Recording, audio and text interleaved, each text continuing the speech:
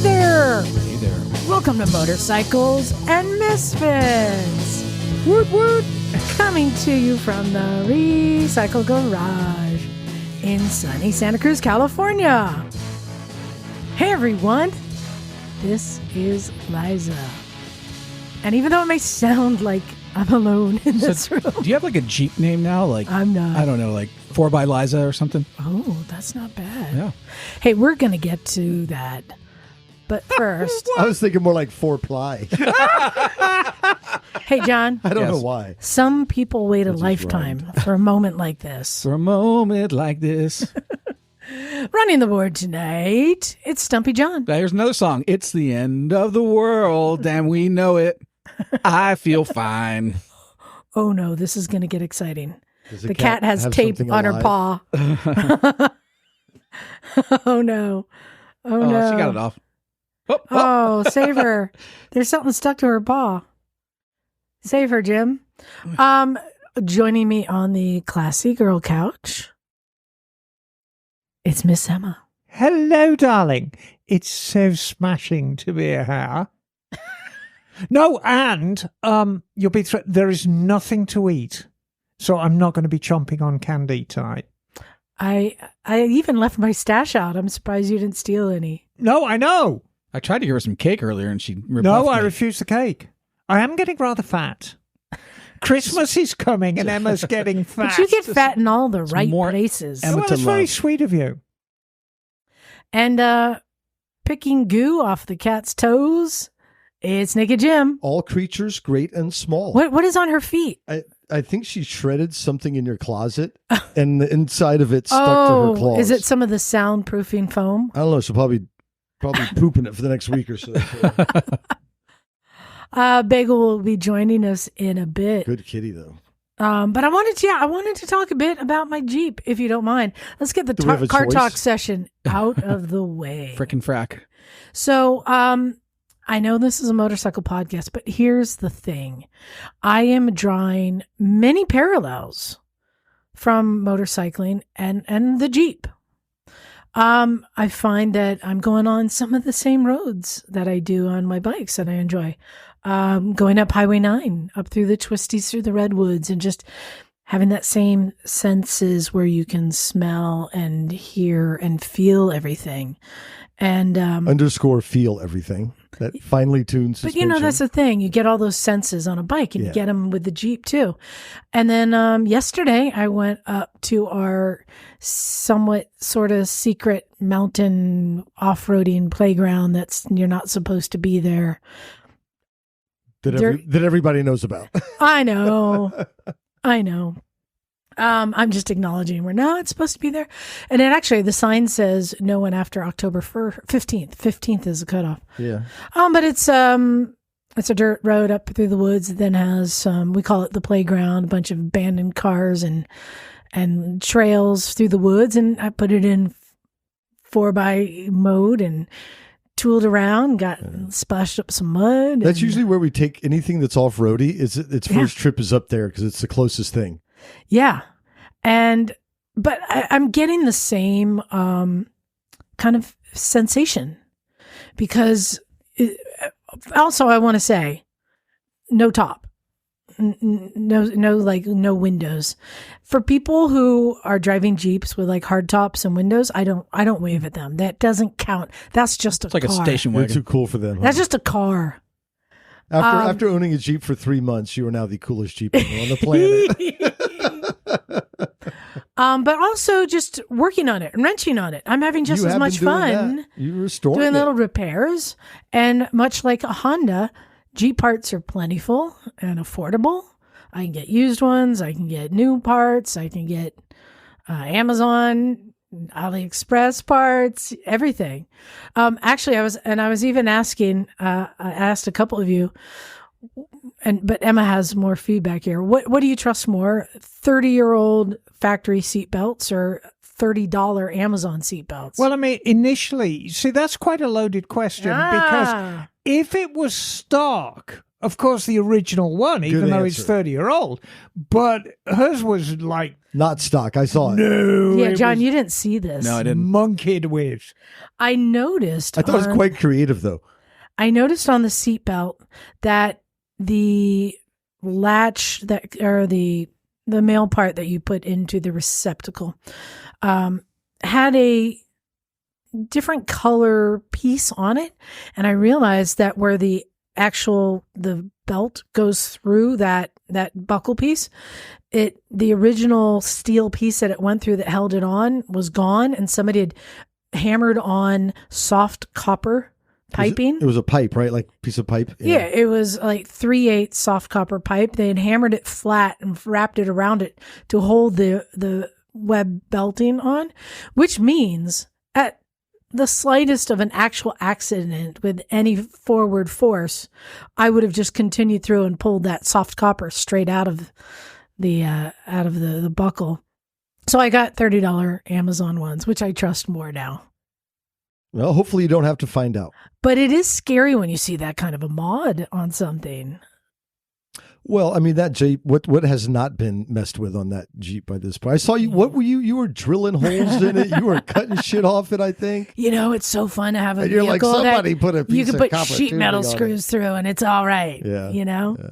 Well, you Holes were are riveting, okay. right? Drilling out rivets, new rivets, all that Oh, stuff. just working on it.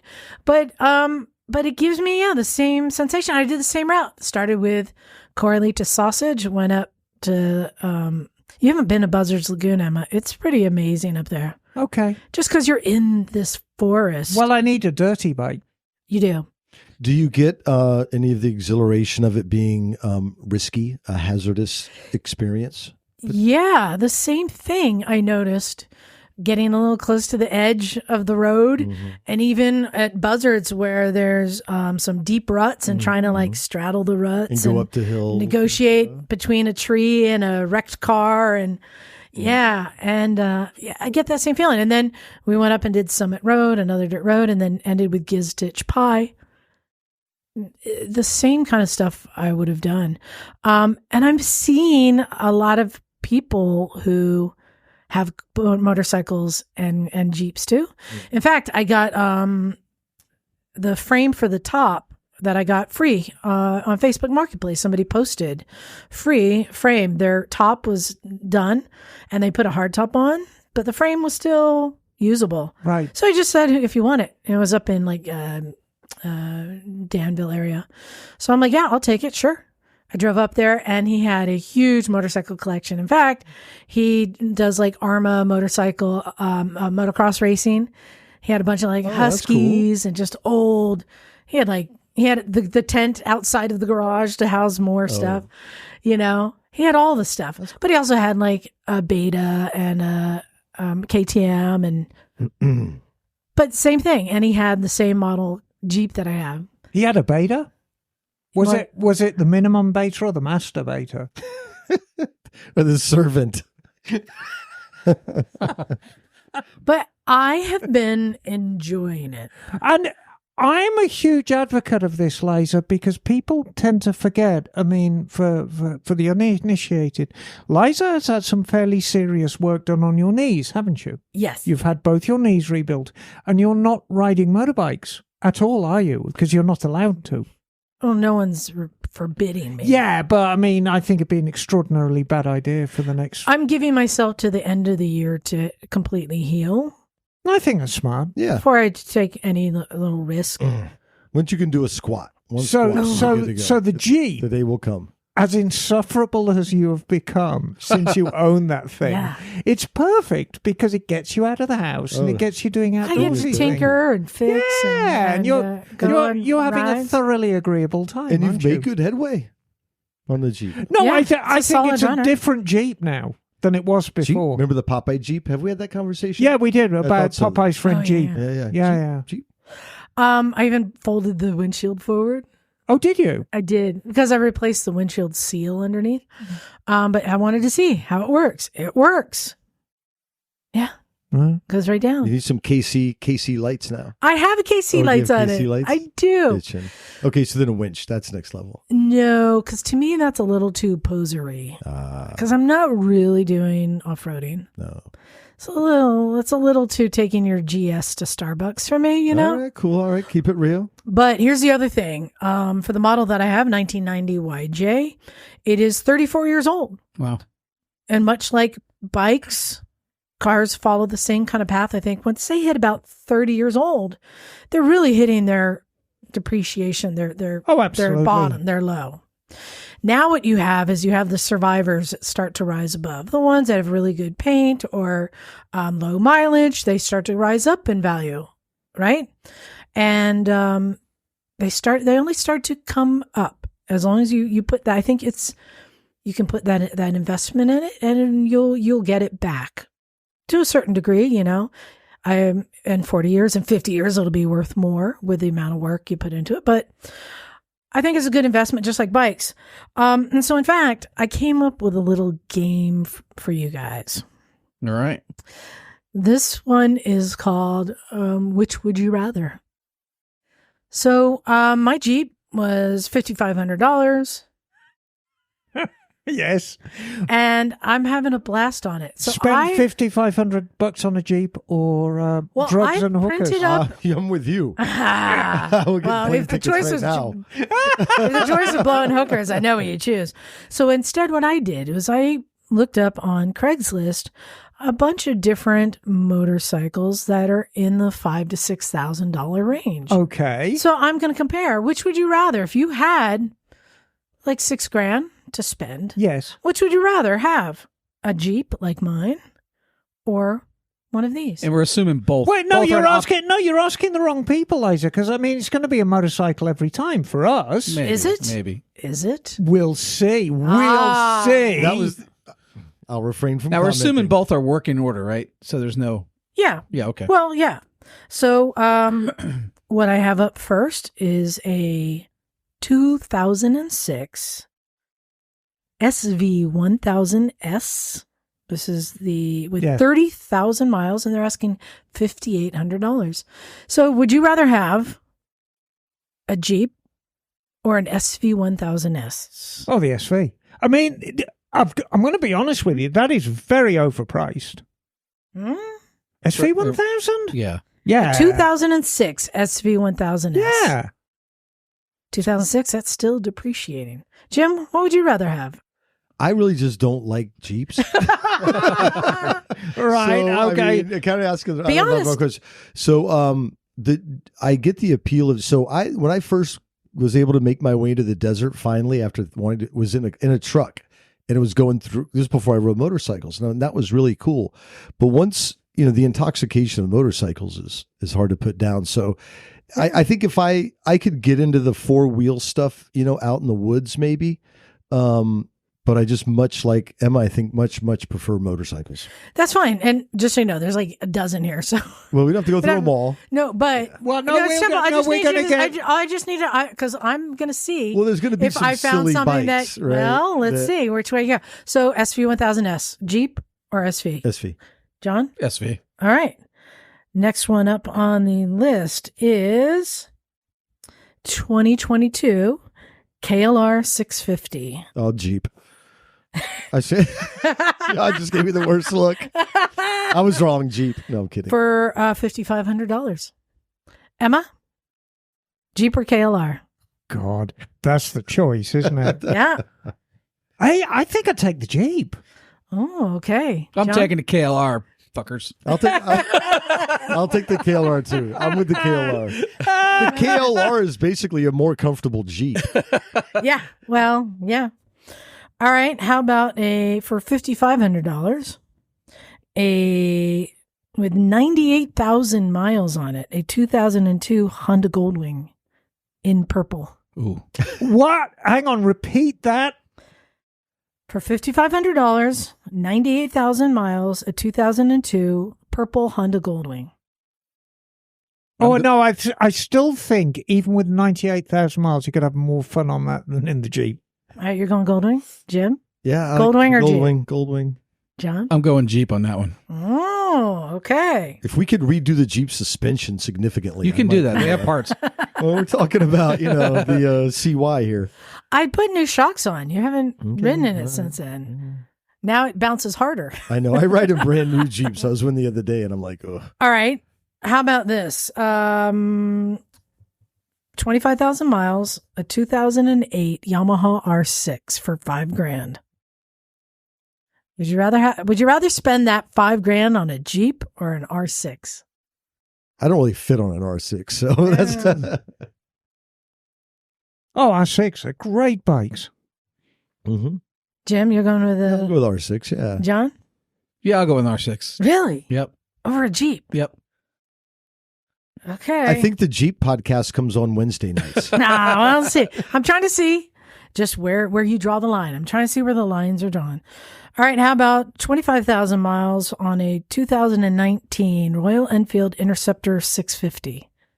Would you rather have a Royal Enfield or a Jeep to spend that $5,000 on?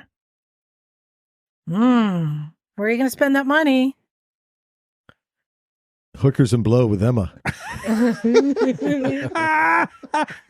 John? I think that's stupidly overpriced, but I go Royal Enfield. Oh, Emma? Oh, Royal Oilfield. Okay. Royal Jim? Oilfield. Yes, Royal Oilfield. All right. Next one up. Oh, only 15,000 miles on the odometer for a 2004 Harley Davidson Heritage Softail. They're asking $6,000. And this is yellow and purple. That is a wild paint. Is there a picture of this thing? Only partially. It didn't print the whole thing. So, would you rather have, Jim? I don't have a Harley, and anything in Lakers colors, I am down with. Harley Davidson? All right. Yeah, Emma? Hey, it's in Santa Cruz. Yeah, all of these are local. Just for the colors, you want the Harley, Emma? Oh, I think so. All right, John? Take the Jeep, John. Take the Jeep. Yeah, I'll go Jeep on this. There we go. All right. John's got some Jeep you in his have DNA. broken the heart of so many Harley owners who listen to our podcast. All right, hold on. We got 3 more. I just don't like the Heritage Softails. All right. If it was a Dyna, I would have took the Dyna. You got $6,000 in your hand, and you can either buy a Jeep or a 2017 DRZ 400 SM. Oh, God. Is that even a thing? DRZ. Especially with the Supermoto. yeah, especially with the little wheels. Oh my! Mm-hmm. Think of everything you get for $6,000 in a Jeep versus a little Supermoto. Yeah, but I see you with a drill in your hand every weekend. yeah, exactly. Yeah, you're going to take a drill to an SM? Yeah. Well, I mean, it gets to the point where if you have enough bikes, you'll accept a Jeep, maybe. But Yeah. Well, would you rather have a Jeep or an SM, Jim? SM. John? SM. Yeah, and I did pick a Jeep for one of them. Yeah, I picked Okay. it twice. We've got 2 more, and I Okay. saved the best for you. All right then. I think I might get you on Okay. these. Being difficult. This here. is $5,800 cash. hard cash. Would you rather have a Jeep, or would you rather have a Piaggio BV350 scooter? Heavily. Oh, I don't know. A 2016 BV350. How many miles on the scooter? 8,000 miles. What color? Black. Oh. Oh. Oh, I'm going scooter. No, you see, just hang on a sec, because as you know, I'm fresh back from Rome, and everybody thinks that in Rome, everybody's riding small wheel scooters and go, ciao. What's ciao, the model Bella. again? I want to look it up. Piaggio BV350. Right. But the reality is everybody is riding big wheel scooters like the Beverly It looks like John's bike. at John's about scooter. 1 billion miles an hour everywhere. And it's like they're friggin' awesome, the Beverly. It looks like a scalpel in traffic. Oh, This little yeah. thing, Well, I yeah. mean, in Rome, Oh, yeah, in Rome? Yeah. and because the little wheel scooters, they are a bit unstable when you hit the pothole, but the big wheel scooters like the Beverly, Oh, yeah, okay. I get I think it. it's got With all the- 14-inch all the wheels on it. cobblestone and all that kind Yeah. of shit. All right, so Jim, would you rather have a Jeep I'm digging this scooter. or a scooter? Yeah. John, you said scooter? Oh, yeah, scooter. There you go. All right. We got one more. Piaggio Beverly. This is $5,800. And I really want you to imagine, like, on a scale, just a comparison, the investment, the function, everything you can do with it. A Jeep or a MX-4R e-bike that looks kind of like a Serrani thingy. $5,800. Oh, no, I'll take the Jeep because I'll always take the internal combustion engine. Oh, okay. I found Emma's line. I'll go with the Jeep too, because I would hurt myself on this thing. That's what those The kids Teleria ride MX. around Yeah, here, right? exactly. $5,800. Look at the suspension on that though. That those things are cool. So You one can of, see the one I of think the I would hurt myself. one of the local kids in Marina had one of these, and he wrapped himself around a lamppost. Exactly. And he mangled himself pretty well. I think he Really? was doing like 60 miles an hour on the Yeah. sidewalk. Oh. I mean, he's a bonehead, He'd be alive today if he was in a Jeep. but he's even more of a bonehead now. Mm. So No, though these things look dangerous. yeah, there you go. So, All right, I will John? go Jeep. You got me. ooh, I I'll go got you all. Jeep. See, Yeah. there you go. There's always a better choice The electric cripple of machines. how to invest your money. Yeah, of course. Yes. I have a different topic that segues into that, just Yeah. for curiosity. I did something for safety I told you about earlier. Yes, you did. You made an investment in You, safety. you pulled out quickly to avoid a child. Yeah, got rid of my latex shoe. No. What? No, I had to move on from Astroglide. No. So I made a purchase, and I think a good one. No, I think it's a fantastic. an investment in my healthcare, so to speak. I bought an airbag vest. Yes. So I thought that was pretty good. You know, where I'd kind of been thinking about it for a while, and then we had Ryan on the show. Mm-hmm. Fortnite, whatever it is. That guy? Fortnite. Yeah, Fortnite. F9. F9. Yeah. And I thought, and it was a good conversation. That kind of stimulated my thought more. It's like, that does make a lot of sense. And then we've seen him here before, right? Yeah, Tad The was wearing thing. one today. Oh, was he? Yeah, Yeah. cool. Yeah, Tad wears one. McCarthy's had an airbag vest for a long time. Oh, has he? Okay. Yeah. Yeah, I get it. And, so I'm like, and I commute every day over 17, and there's, cars and a concrete barrier, and that's pretty much it. And I'm like, that'd probably be smart. And when I was coming back home on Thursday, there was a bad accident on the way home, Halloween afternoon, Oh. where people on a motorcycle, two up in Halloween costumes, rear-ended traffic. And apparently it was bad. It closed the freeway for about an hour and a half, both lanes. And what were they wearing? Halloween costumes. So Jeez. who knows? Someone said riding erratically, but I'm like, we always look like we're riding erratically. Oh, that reminds me. You know what I dressed as for Halloween? No. Low-hanging fruit. I just put on my Evil My Knievel balls. outfit. Oh, I got there you lots go. of, Evil Knievel. I'm like, it's just my pajamas. It's an easy one. I know. So anyway, I read the CHP readout, and it was like, major injuries, advised not to move patient, that kind of Yeah. stuff. Oh, And no. yeah, I don't think it was fatality because the freeway opened up after about an hour and a half. But that was kind of my impetus. I'm like, all right, that's my sign to go buy one. So I bought the one that I think Ryan ended up recommending, was the Helite Turtle 2. So it's just like a big heavy vest that goes over your jacket, has a CO2 cartridge, and instead of the strap, I got the one with the accelerometer. Oh, So hopefully when you launch off the nice. bike. Yeah, Mikey uses one with a strap. Yeah, and I think the strap is really good too. It just kind of, anyway. And yeah, so we'll see how it goes. I'll be riding with it tomorrow. I think that is a wise investment. Where I draw the line is the airbag jeans, only because I'd be embarrassed to be seen in public after they've gone off because it looks like you have thunder thighs. Mm-hmm. Have you seen them? Yes. How do you think It's that? not a good look. How do you think it's going to do? I quite like that look. How do you think it's going to do in the weather, Jim? We'll When it's find hot. out When it's hot. It'll make it hotter. Yeah. Like anything. Is But it vented anyway? No, it's It can't be, I it's guess. kind of airy. It's not like it covers up a lot. Mm-hmm. But it's just one more kind of thing to put on and take off. Yeah. But I figure it's probably a good thing. We talk about safety a lot and being seen, and I figure, the way it immobilizes your neck and your spine and protects from impact like 30 times more than our C whatever it is armor. Right. It just seemed to make sense. So we'll see. Hopefully I never find out.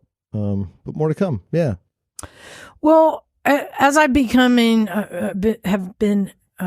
becoming more and more of a Jeep person, I realize that Jeep people are not necessarily car people. I really think they are closer related to motorcycle people, right? To motorcycles. No. I am stating this. Okay. I think that car people are different because car people, they like muscle cars and sports cars, all sorts of, cool cars. Emma, what are some of your favorite muscle cars?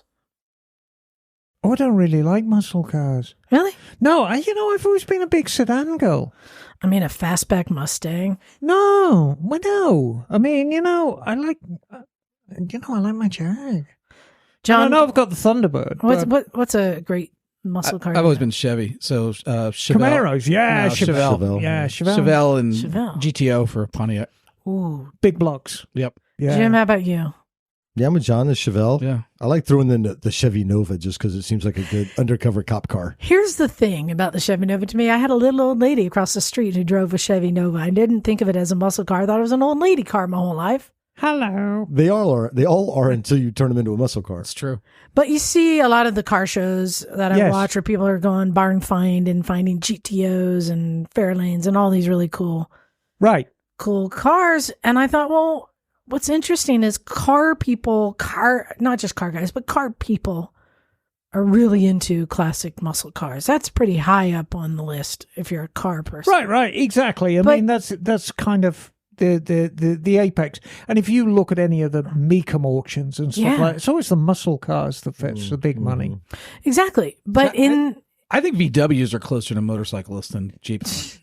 But in the motorcycle, with you. Bug Yeah. people, yeah. It's the same. Carmen No, Gia. let Liza finish this train of thought because I know where she's in the going. motorcycle world, Yes.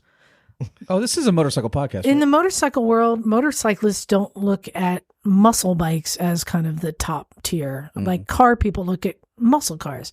And I found that kind of interesting. Well, Because there's this whole genre of muscle bikes, but it's not really. Well, how do you measure it by horsepower? Well, or looks, so or both? here's the question I'm posing.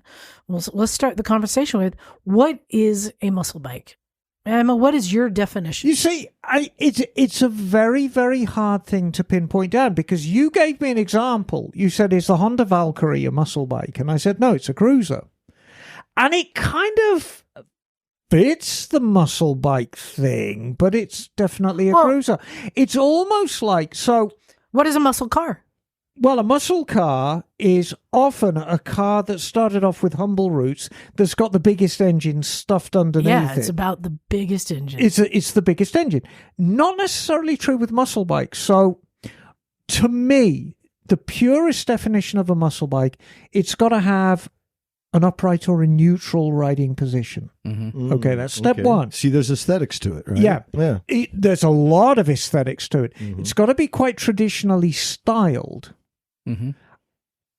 But there are a couple of exceptions with that. Got a fat back tire. But it's got to have a big engine. Yeah.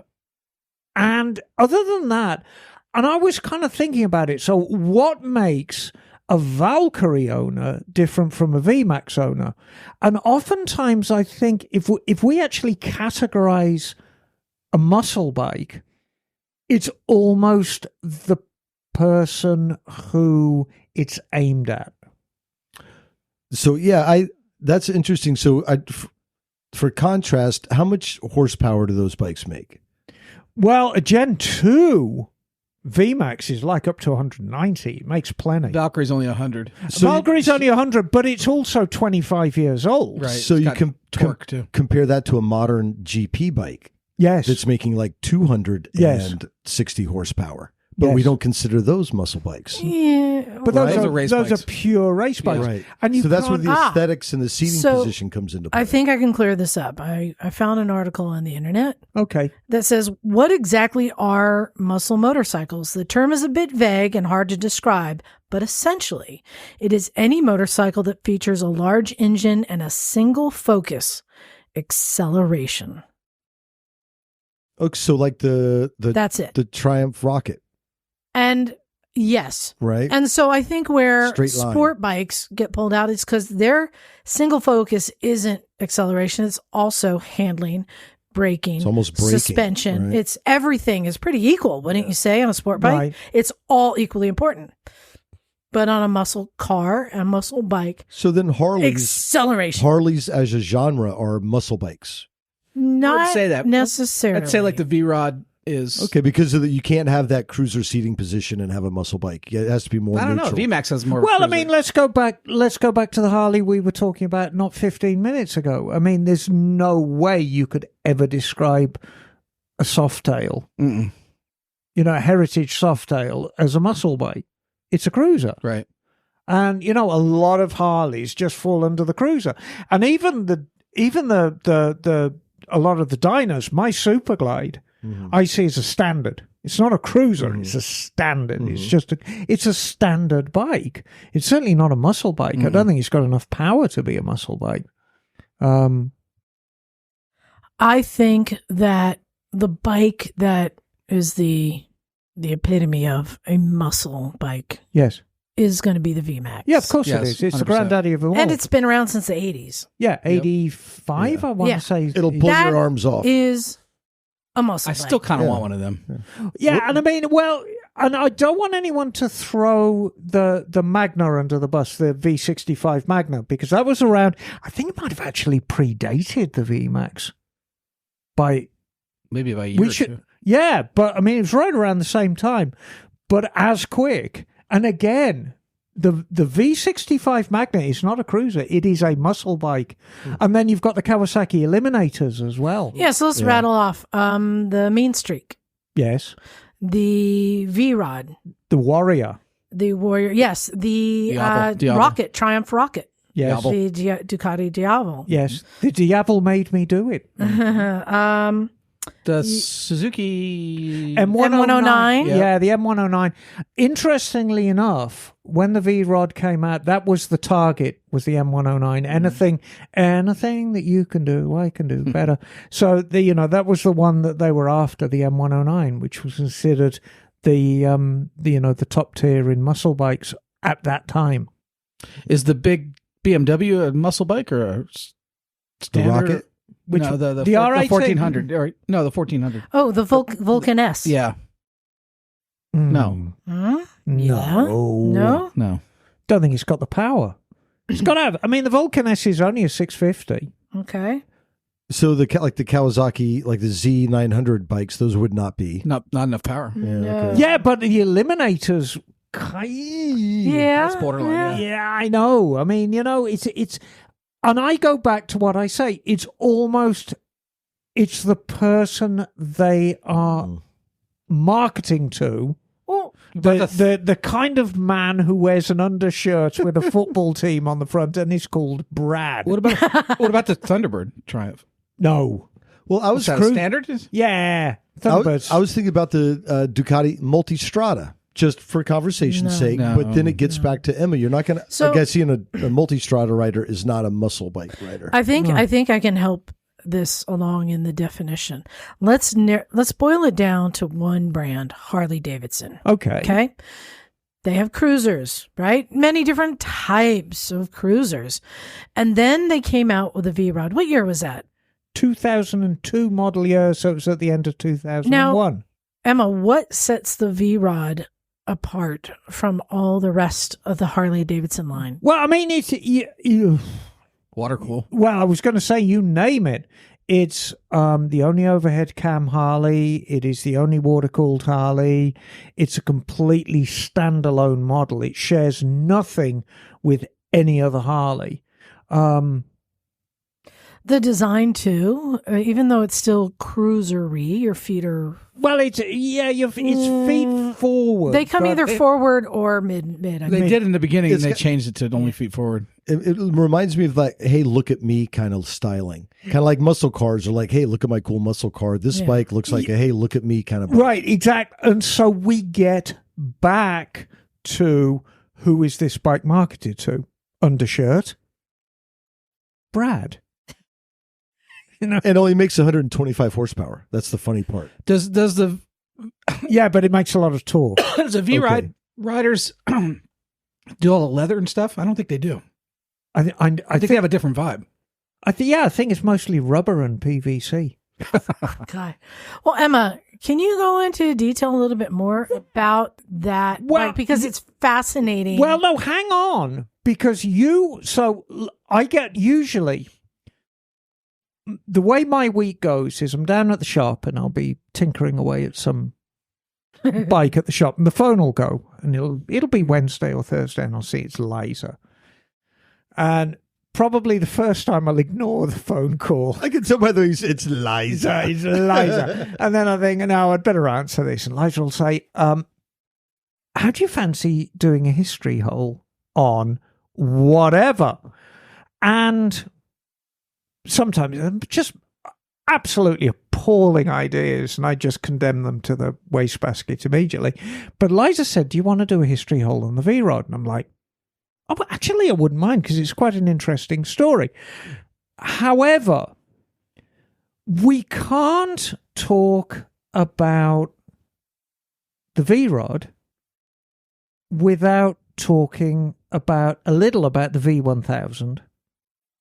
And we can't talk about the V1000 really without talking a little bit about the Harley Davidson Nova. You're talking about this V1000 behind me? Yes. Oh, my favorite Harley Davidson. And we can't really talk about the Harley Davidson Nova or the concept behind it without talking about the Ducati Apollo.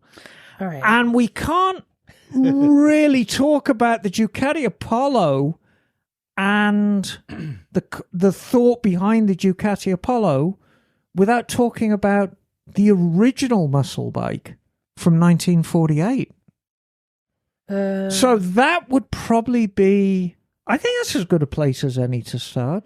Hold on. I'm still Googling Harley Davidson Nova. Oh, that Ducati Apollo is a lovely looking bike. And we need to go back. What do you mean, oh? The Harley Davidson Nova. I'm looking at it. Yeah. I mean, they still made it look like a touring bike. Well, no, that was just one incarnation. They had lots of incarnations. But no, we're going to start at the beginning. And so what we're going to do... Oh. What are you owing about, Liza? I'm looking at the bike. Yeah, the Nova. And what's the other one I got to look at? never even knew about this Ducati thing. what? Apollo. Ducati Apollo. Yes. Was yes, it Nova in the U.S.? Yeah, of course. So, Ooh, that's atrocious. but I it's kind of about, liked it. It was very kind of hometowny. so, Like make a good police bike.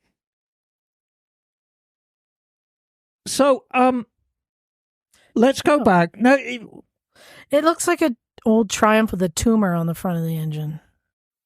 yeah, but that's the original muscle. Well, it's not quite the original muscle. Okay, bike. but again, going back to the definition. So we're going back to the definition. Powers. Power. Okay. So let's go back to 1948. And in 1948, we have two very, very different motorcycle companies that were suffering the same fate. They were pretty much broke. And they were both looking to make an inroad in really the dominant market. Now, I'm going to go on a complete tangent here that everyone knows who Winston Churchill is. Did you know that Winston Churchill... He makes the donuts? Yes, there you go. Did you know that Winston Churchill was the ultimate Anglo-American hybrid? No. So Winston Churchill was a product of something that was happening in the 19th century in America and England. Okay, is this So- all going to come back to... No, it's all going to come back. From started muscle bikes are Winston Churchill. We listened to your Jeep story. I know. I find this fascinating. I'm like, this is a because adventure we're on. this is Just calm down. We're crawling in her hole. Everyone needs to calm down and just Get in the hole and be happy. get in the hole, get in the history hole, and be all happy. So in the 19th century, we had on one side of the Atlantic a lot of British families that had nobilities, that had titles. They were Sir, Lord, Lady, this, but were completely broke. Meanwhile, in America, there were a lot of Southern families who'd made a ton of money in cotton, whatever, who were desperate for credibility and had all the money in the world. Sugar. Right.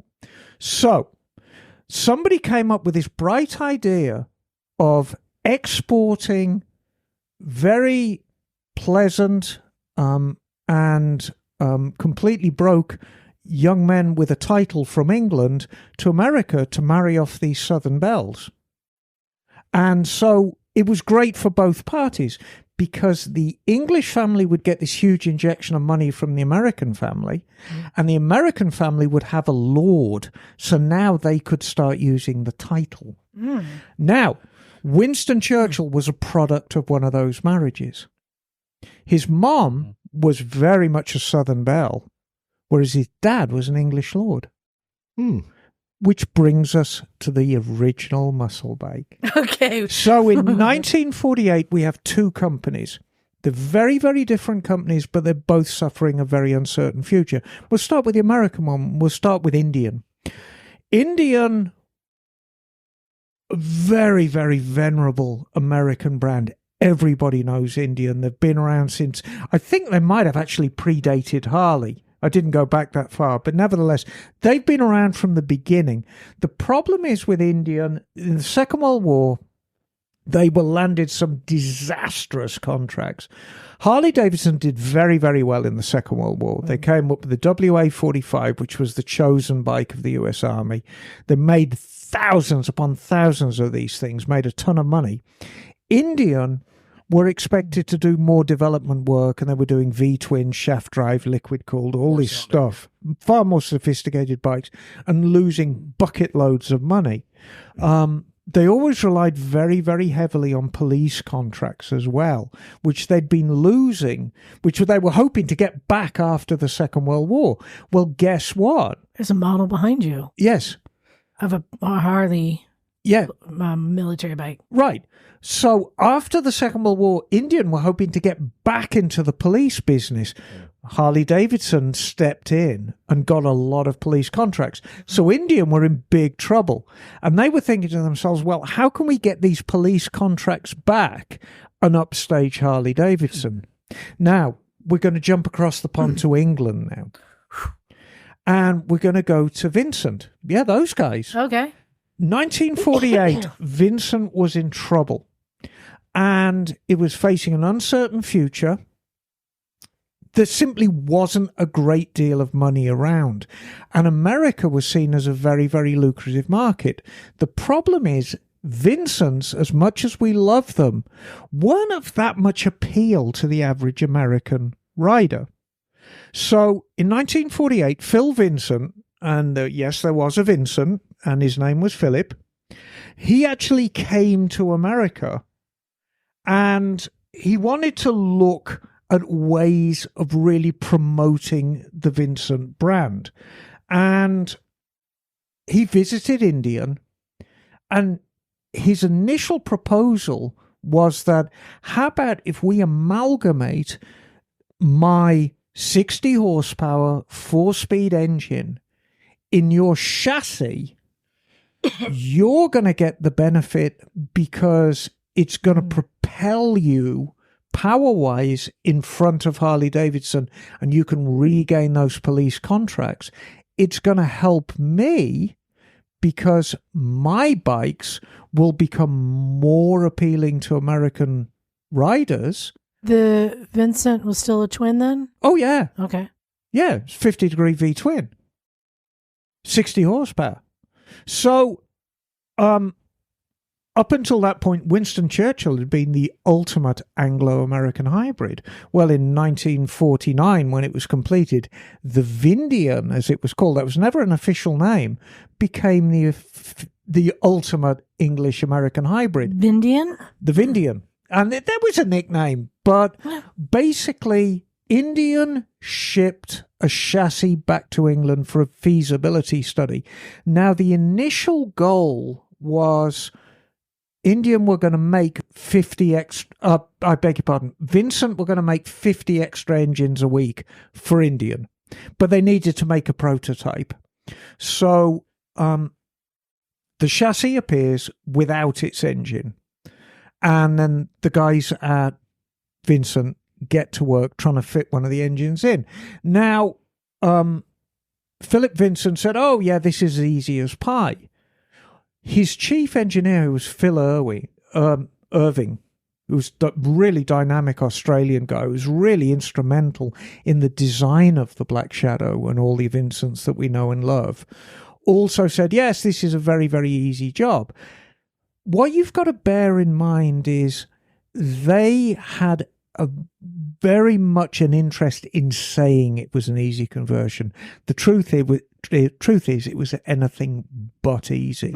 How do I know this? I know quite a few people who've built replicas, and there is nothing easy about putting a Vincent engine in a 48 Chief. Nothing. You're cutting the frame. Well, one was a stress member, wasn't it? Yeah, well, the Vincent didn't even really have a frame as such. It was hung off the back of the engine. Yeah. So it was a lot more work than either Philip Vincent or Phil Irving were actually letting on. Mm-hmm. But nevertheless, they came up with a prototype, and apparently it worked very, very well. For 1948 standards, the performance was there, the handling was there, the looks were there. I would argue that a Indian actually looks better than a contemporary Chief. You know, Indians always have a good side and an ugly side. And if you look at the ugly side with the Vincent engine, it's a lot prettier than the Vincent side, than the Indian side. Which side is my best side? Oh, both your sides are absolutely superb. So I'm looking especially when you're in a Jeep. I'm looking at some Chiefs now. So would it be the 49 model or 50 model? It's a 49 model. Okay, all right. Okay. 49. And you can just punch in Vindian and you'll see. Yeah. Okay. Yeah, just punch in Vindian and you'll actually see the prototype. That's a pretty bike. Yeah, and I mean, it is, but that is not a Vindian. Oh, it says Indian Vincent prototype. No, that's not it. Okay. No, that's not it. It looks far more like, there it is. And that's actually a replica. I know the guy who built that actual bike. But that's what they look like. So I would argue this is the original muscle bike. It's a standard production bike, and it's got a hopped up engine put inside it. Would you agree with that? Yeah. For its time, sure. But we are still talking about a cruiser here. Well, okay. But you didn't really have a lot of choices then, did you? Yeah, I mean, you didn't. And you call it a cruiser, but that was the style of bike back then. Mm-hmm. So, I mean, we didn't have, there were no race bikes back then. So, okay, let's try this one. Yeah, and compared to all the other cruisers, this is the definition of a muscle bike. Let's just make it more powerful. I like Right. the fenders on Everything it. else. Looks great. Oh, did you find it? Yeah. Fenders on it look great. There you go. Yeah, it goes, if you want to buy one, $35,000. No, and the rest. Now, let's move on to the Ducati Apollo, because that's got a place in our story as well. Do you remember the contract that Indian were after? Yeah. Police contract. Yes. Because it's worth a lot of money. Well, let's move on to 1959. So let's move on 10 years. And Harley Davidson has still got a chokehold on the police contract in America. Why on earth wouldn't they? They're the only real contender. So the importers for a lot of European bikes in America were the Berliner brothers. And they were based in New Jersey. And they had so much clout. I mean, you've got to understand, America was such a huge market. They actually approached Ducati. And the reason they approached Ducati, they saw Ducati as the best able to provide them with what they wanted. I have a question, but I don't want to side rail your story. Go on. I just had a thought. Are muscle bikes and muscle cars strictly American? Cars, maybe.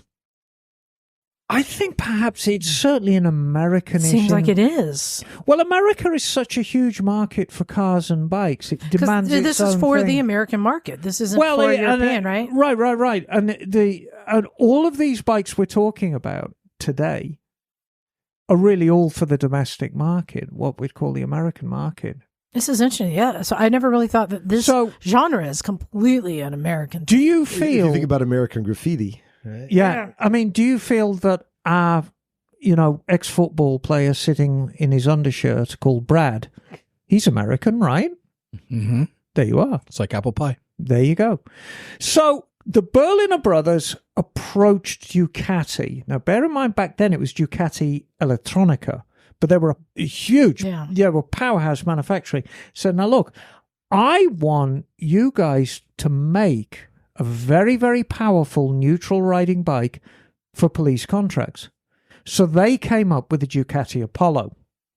And what this was a V4, 1300cc, amazingly powerful bike. It was 120 horsepower. It was just ridiculously powerful for the time. It took them about 6 years to get it, and they just made one. They just made one prototype, but I think it bears inclusion because it all dovetails in to the muscle bike thing.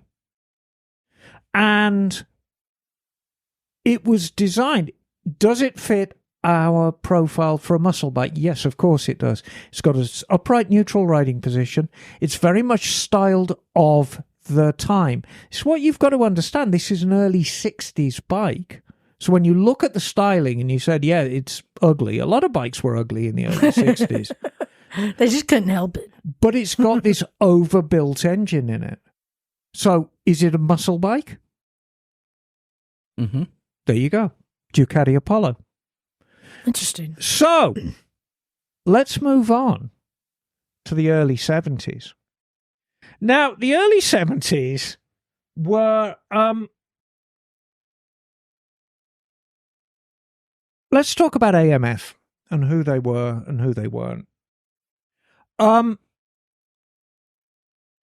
was American Machine Foundries, and they had their finger in a lot of pies. I mean, we know them for the years with Harley Davidson, but a lot of people know them for bowling alleys. Yeah. AMF were this giant corporation that wanted, really, we're into leisure. And, motorcycling was seen as leisure. And a lot of people think that development of Harley Davidsons were really stagnant during the AMF years. And nothing could be further from the truth. I mean, AMF actually pumped a lot of money into R&D. Who mismanaged Harley more, AMF or Aramaki? Well, Aramaki was just a partnership, wasn't it? Yeah, it was a partnership. Okay. There was no mismanagement. Harley Davidson have done an epic job of mismanaging themselves over the years. But AMF was known as the ones that gave Harley the reputation of being leaky. Machines, right? But that was where it really came from. Yeah, but to be fair, if you are comparing an AMF Harley with a modern Harley, well, yeah, that would be like comparing a modern Vespa with a Vespa from made in the 70s. Comparing a modern Triumph, like your Tiger 800, with a mid-70s Bonneville. And, things weren't quite made that well back then. Okay. Was the AMF any worse than any other product of the time? I really don't think so. The Hondas were made better, though, right? I think so. Well, I mean, the Japanese manufacturers did an absolutely stellar job of introducing real quality control to everyone at a price everyone could afford. And you'd say BMWs were? Yeah, BMWs. Geez. All right, we're getting way off track. We're getting way off track. BMW had plenty of problems in the 70s as well, let me tell you. Different kinds of problems. But, so, let's talk about Project Nova. Okay. And Project Nova, and the reason I'm talking about it, it's going to introduce a name that's not really synonymous with Harley Davidson. So, what do we know about 1976? The bicentennial. That's right. This Freedom Train. I was there. This huge wave of nostalgia and patriotism, and it wasn't a destructive kind of patriotism. it was this genuine love of America swept the nation. It was our bicentennial, for fuck's sake. Can I tell you? I lived in D.C. then. Oh, I can only imagine. I was 10 years old, and I remember the fireworks show. That 4th of July in D.C. was huge. So it also marked the start of Project Nova. Oh, and what Project Nova was... Sounds very secretive. Yeah, absolutely. AMF understood that Harley Davidsons, as they were approaching the end of their life. And they were approaching it from an engineering standpoint. Now, funnily enough, Triumph understood the same thing and were going through exactly the same growing pains. By 76, Triumph was still pumping out the T140V Bonnevilles. Yes. Is this a 4-cylinder? Yes. So they were feeling the pressure from Japan, right? From exactly. Kawasaki. I mean, you know what it looks like? Honestly, it looks like a Honda Silverwing. Yeah, but you're not focusing on the main attraction. No, which but is for the people engine. to describe what it looks like. So, what you had, both from Triumph and from Harley Davidson, you had essentially an archaic air-cooled engine, and emission was coming down. Noise levels were coming down. Power levels were coming down. It was becoming harder and harder to actually make this engine work. So they knew they had to do something. So they reached out to a German company to help them design an engine. That company was Porsche.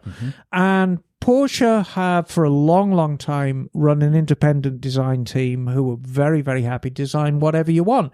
If you want a car, Porsche will design it. If you want a fountain pen, Porsche will design it. Anything with a mechanical element, Porsche have a design team. So they teamed up with Porsche. And it's very, very interesting when you look up how they went about these engines. Now, Triumph did the same thing in the early 90s. And they came up with what's called a modular engine. And what a modular engine is you share a lot of components between a lot of different engines. And you just change around capacities, you add cylinders, you take cylinders away. And so for a smaller expenditure, you can have a larger range of engines. And so it was with Project Nova. And everybody leaps on the V4. But that was only one aspect of it. The smallest Nova was a V-twin. And you could have it in 400 or 500 cc. Then you got to the V4s, which were 1,000. And then you got to the V6s, which were 1,500 cc. And these things made bank power. Now, you've got to imagine, it's the late 70s. A GS 1000, which in my opinion is the benchmark, for 78, 79 GS 1000, 88 horsepower. That's as good as it gets. Honda 754, 67 horsepower. Everybody knows that figure. Nova V4, 135. Jeez. Wow. That's a lot more. A lot more. And looking at this, just like we were saying by the definition, I mean, it looks like it's got single disc. Well, it's got dual disc brakes, but single piston. I mean, about the best you could get. But the technology... This is where I think the technology of the engine is surpassing the technology of suspension. And Must have been a heavy bike. Yeah. No, and it would have been heavy. But a lot of design elements on this would be carried through to the V-Rod. So these are liquid-cooled engines. They've got fins, but they are liquid-cooled. They're carburetted. But, of course, everything in the 70s was carburetted. But it was designed to be adaptable to fuel injection when that came online. Oh, really? So they were really thinking forward with these designs. However, what happened? The money wasn't there. Same as what happened to the Indian and... I mean, they didn't have the contracts or... Yeah, exactly. You know, it's quite simply the money wasn't there. Yeah, the R&D. Is this a muscle bike?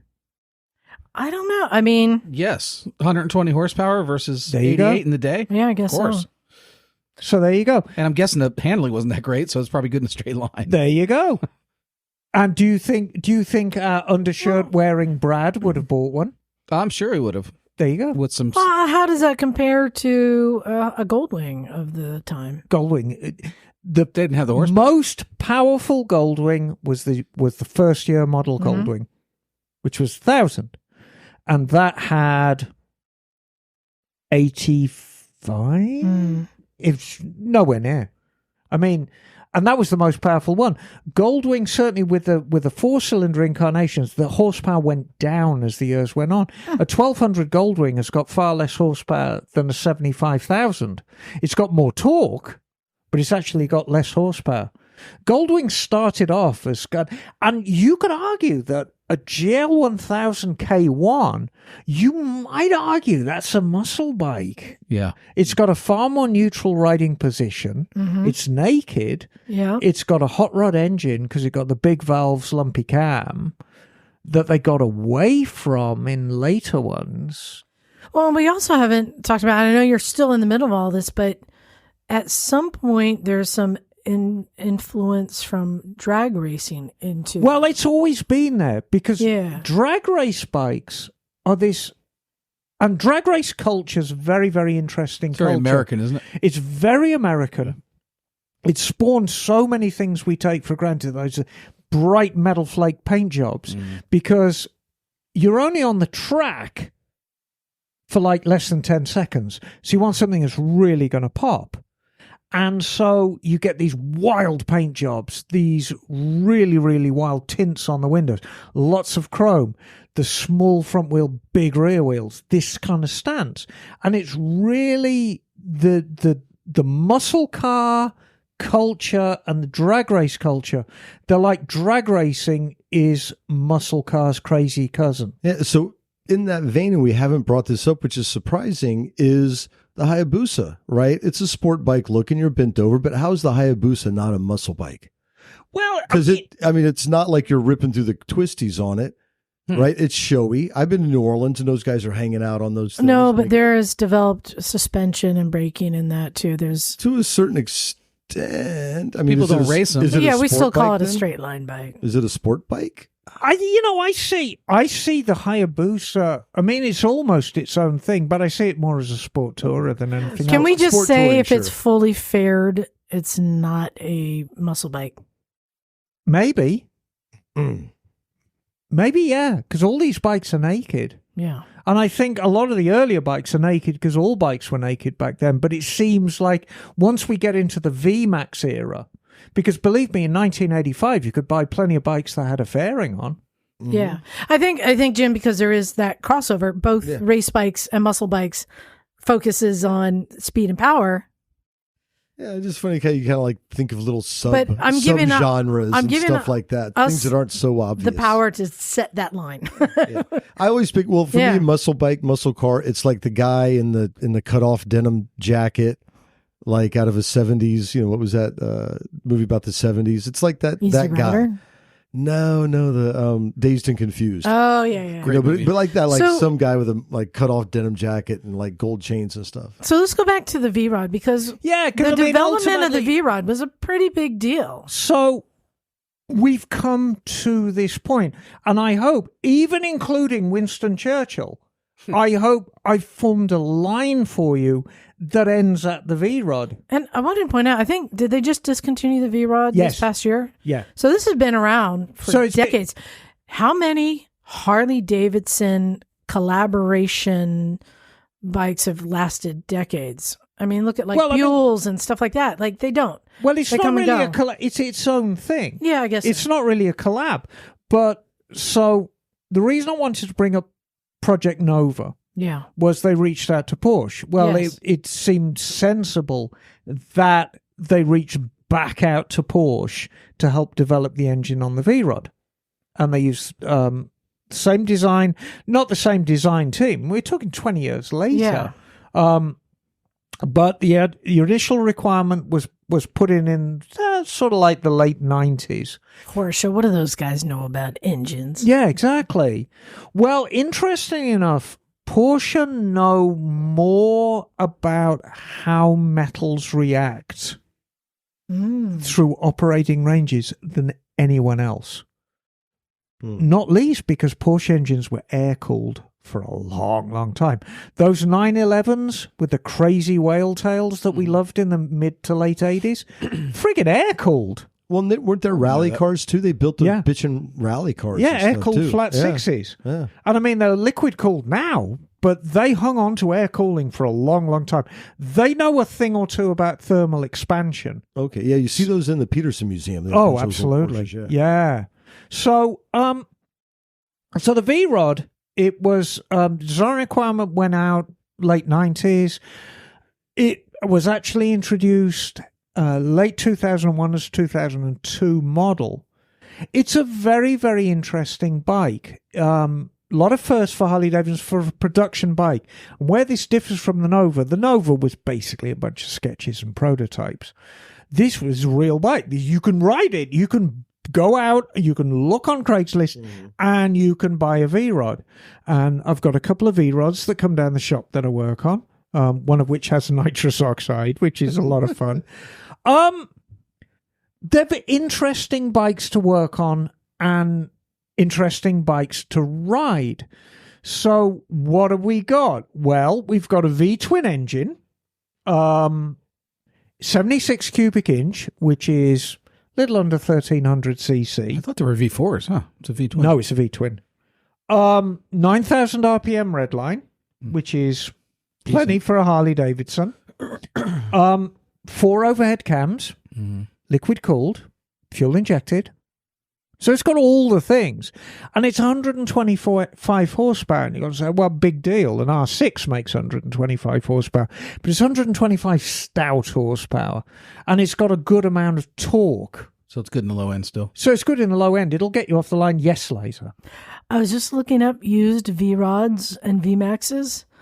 They're about in the $5,000 to $6,000 range. You're tempted, aren't you?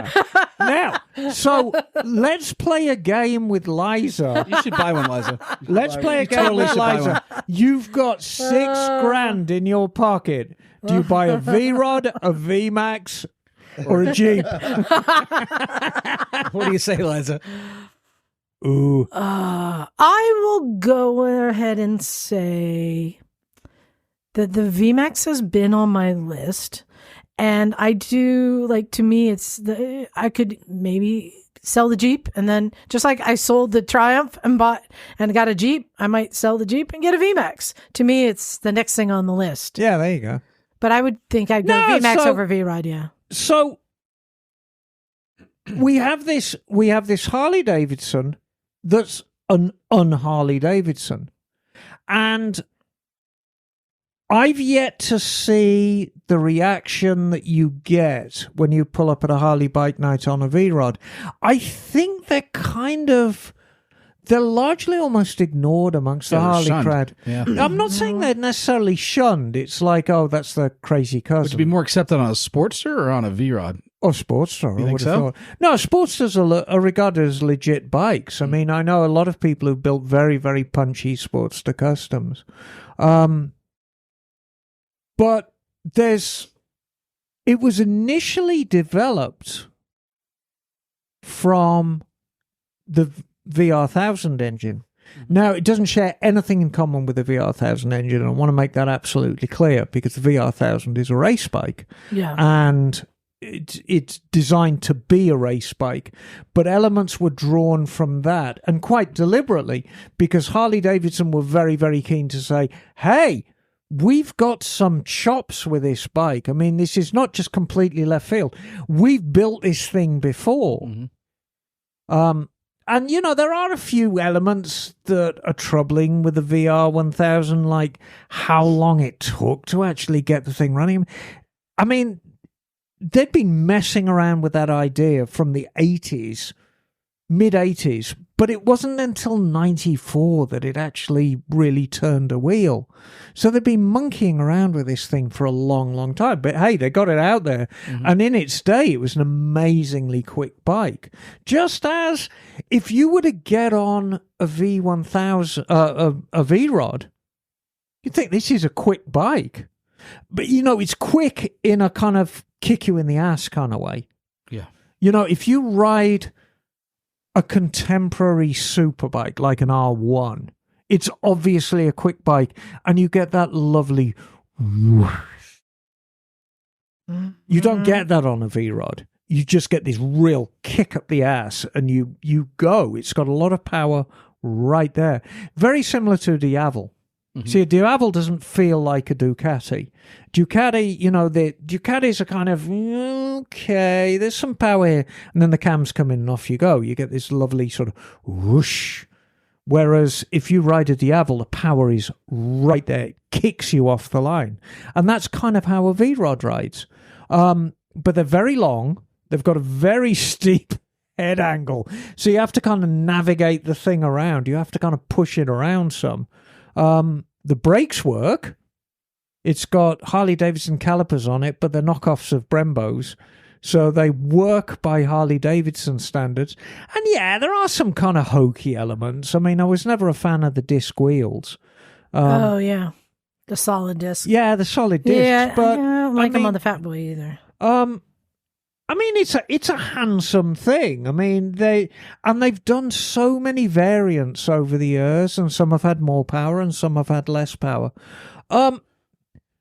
A lot of people in Harley circles, and I would love to talk to Ted about this, regard the V-Rod as a failure, and I see it as something quite different.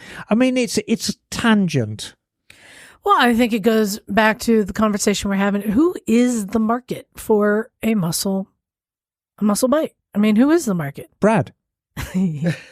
So I didn't want to take you too far away, but I just want to share, I've been aware of the muscle bikes for years. I remember the Warriors and stuff like that. They're a tempting thing because, like a muscle car, they've got an enormous amount of presence. But I'll tell you what detracted me from them. Right. Using, for example, I had a Roadstar, and then they had the Warrior, which was sleek.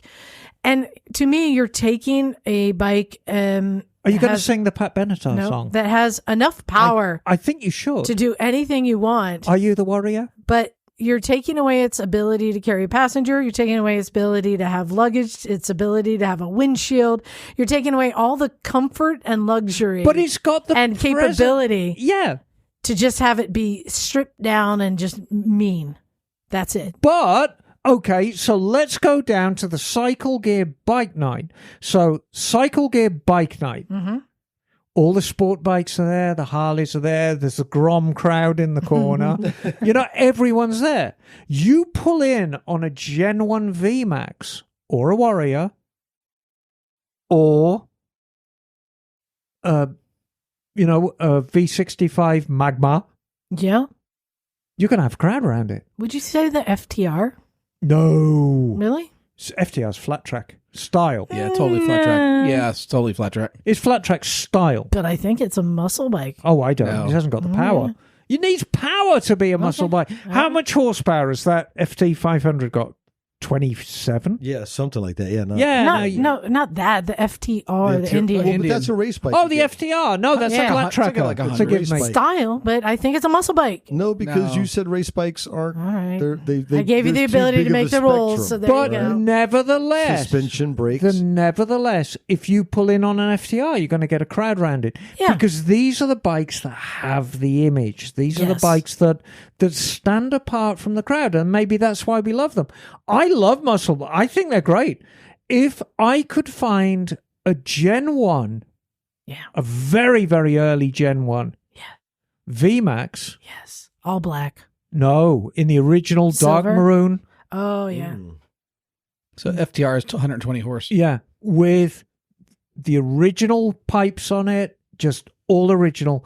It's an amazing looking thing. Is that going to be a future classic, you think? Oh, yeah, it is now. It already is. It was a classic the day it rolled off the line. And that's the thing. The newer ones came out and it didn't bump out the old ones. People still love the old ones. Well, it's a different bike. Yeah. It's very much and the newer ones, they kind of tame them a little, because if you've ever had the opportunity to ride a Gen 1, when the V-Boost comes in, it's a rush like nothing you've ever experienced. It's incredible. And the new ones don't have that because they don't have V-Boost. It's all computer controlled. Oh, it's Bagel. Hello. Hello, Hey, Bagel. Hey. Hi. We're talking about the V-Rod. Yeah, I just did a little history hole on And the its V-Rod, development. and I managed to include Winston Churchill's lineage as part of it. I was quite proud of really? myself. That was a good one. Wow. I did not know that either. About Winston Churchill. That he's half American. Yeah, he's half I American. had no idea. Yeah, his mama was a Southern Belle. Was that the top half? or Papa the was a bottom half? Rolling Stone. Yes. No, in order to talk about the V-Rod, you see, we were talking about all the muscle bikes that have gone before, and we started in 1948 at the Vindian, the Indian Chief with the Vincent Rapide engine, which I think was... Isn't that what you order at the Indian restaurant all the time? The chicken Vindian? Yes, Yeah. exactly. Indian And they're chicken? little motorcycle-shaped pieces of... Yes. So anyway, so that's it. I mean, if you get the opportunity to ride one of these things, I really think you should. Is it going to handle? No. Is it going to give you a rush, maybe like no other bike? Yes. Is it going to attract a crowd down at the bike night? Yes. Is it a future classic? Oh, yeah. The V-Rod is. I V-Max I'll go with. V-Rod, I don't know. I think the less pretentious ones, yes. Mm-hmm. You know, I've got this theory about future classics, and if something's trying very, very hard to be a classic, it ain't going to be one. If it's something that kind of just falls into the interesting, almost by accident. So I think when we look at all the variants... So the KLR would be a future classic is what you're saying?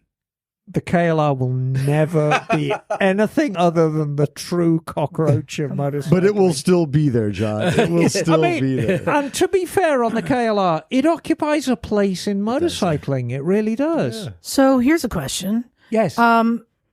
Muscle cars kind of, we know, go back to an era, really the 70s was when they were really big, right? Well, late, and now- late 60s, early 70s. Yeah, but the 70s was kind of the heyday. I would argue I'm driving the very first muscle car. All right, but for the point of my T-Bird? conversation. So, Yeah. and many of these cars have had resurrections Yes. and comebacks, Yes. right? Modern versions Right. of them. Like the Dodge Dart. Sure. Well, I think yeah, there's a a lot of modern them. It's version. been a big Camaro. thing. And the Charger, of course. Do you think that in the motorcycle world, we're going to see a resurrection? I don't know if they were as Muscle popular bikes. to start out with. This is what I find interesting. 350 come out? Or are you talking I don't about know. old muscle bikes? Well, I mean, the Diavel is probably the most modern, current muscle bike, Look, right? Here's what sells: nostalgia. And you've got to know your market. So if anybody has, is it still called the Speed Channel, or what is it now? Oh, it's Road and Track now. Road and Track. If you look at any of the big auctions that happen, the Mecum auctions, the Barrett-Jackson auctions, and you see all these muscle cars going for 120,000, 130,000, 140,000. And then the modern ones, the modern incarnations of them, all the buyers are the same. Mm-hmm. It's Brad. It's the same old white guys. It's Brad, but he's in his 60s and 70s Right. now because he's got the income.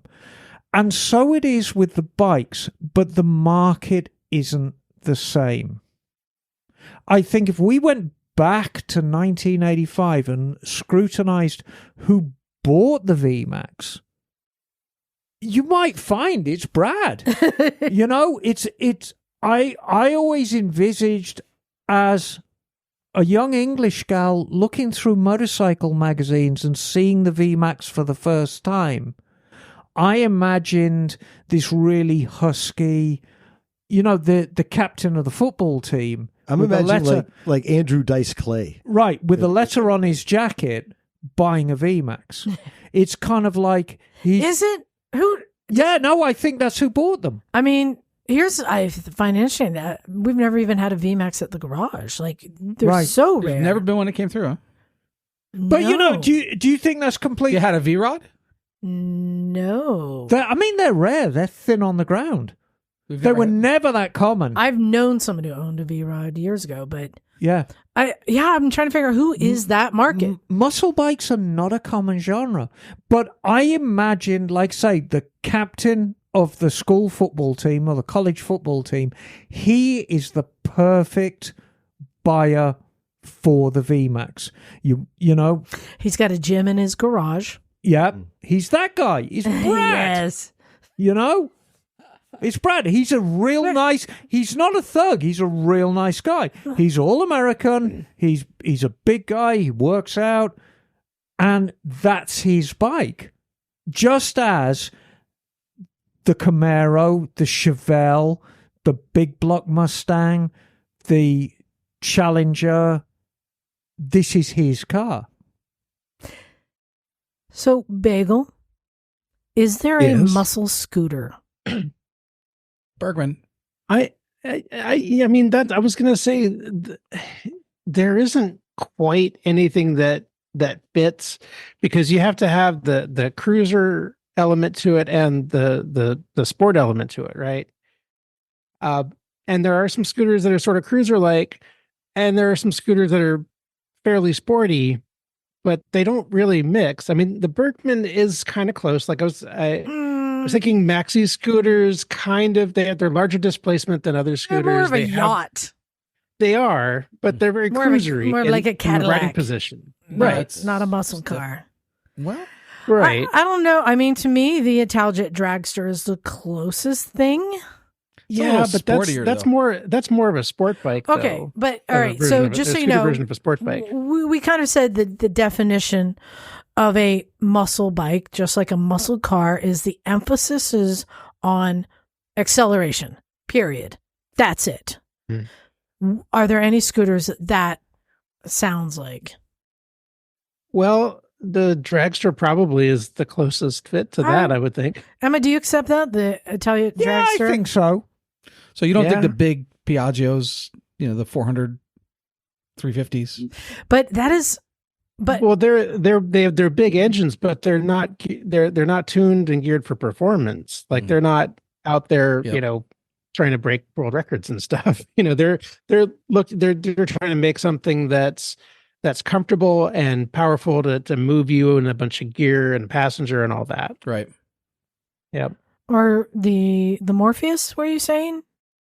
Well, I was going to say the Morphus. There is a thing where you can do an engine swap Oh, with the Morphus and put in a 400cc engine from a Yamaha Majesty, and that what people have said is a lot of fun. What about I think that would fit the bill, because if we go back, I would suggest the original muscle car was the Pontiac GTO. That actually now Yeah. I just made more a than very the Mustang or the Corvette? no Corvette sports car. Yeah. Mm. Corvette sports car. I would Lightweight argue sports car. that my Thunderbird is the original muscle car, but Well, the original Thunderbirds only had sixes, right? right, exactly. So Yeah. it kind of became the original It became car one. that the designer, who happened to be Lee Iacocca, said, Hmm. I am going to make a muscle car with the Pontiac GTO. And what he did was he took a Pontiac Tempest, which had a very anemic 6 or a small V8, and he put a big fucking V8 in it. And it was his personal car. But that was the original muscle car. And Pontiac thought, this is great. We're going to put this in production. So the original GTO was born in 64. But it was basically a Tempest with a big engine.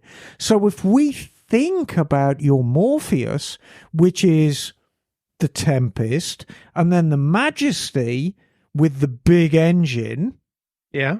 and amalgamate the two, yeah, I'll buy into that. I mean, if they made a production version of that I think that would sell really well. What about the dong? It is quite odd looking. Is the dong? It is, but no. In my book, it is. What do you know about dongs, Liza? Nothing. The Benelli dong. It's also on my list. Jim, you got to go? All right, see you, Jim. Are you going to bounce, Jim? I think it's smart at this stage of the game. All right, I want to just... That's quite a load you're packing there, boy. I just want to close this out and just ask, Emma, what is your favorite muscle bike? Oh, God, the VMAX. 100%. John, what is your favorite VMAX. muscle bike? I've always been partial to the M109R. I love the styling. No, M109s, they're all great bikes. But God, the VMAX, that Gen 1 VMAX. Yep. Oh God, it's such a lovely thing. It really is. It's everything. Yeah. So there you go, muscle bikes. Now, Emma, I showed you a bike that you said didn't qualify, but I found it interesting. I found an article on New Atlas that somebody is building and this, you said emphasis is on acceleration. This is a 2700cc two-stroke V6 Hayabusa. Wow. How do you get a two-stroke? Wow. Yeah. How'd they do that, custom Emma? made. How'd they do that? Yeah, it's got to be custom made. Yeah. Look at this thing. That's wild. But Emma, take a look at this. That engine looks like an old engine squeezed in there. Let me have a What do you look at think that engine. that's from? I shall be the judge of that. Doesn't that look like an old engine? Ah. Who made two strokes that big? With airplanes? Yeah, no, I mean, And I don't understand. Yeah, 6. I don't understand. It must be. Is it a modified CBX? That's not a two-stroke. No, it's No, not. but- No. I don't know. I don't know either. I've never heard of a V6 you know what? two-stroke. You know what this is? What is that? This is two snowmobile engines. Oh, that makes sense. Oh. It's two snowmobile engines. It's very hokey. And I don't think Brad would buy it.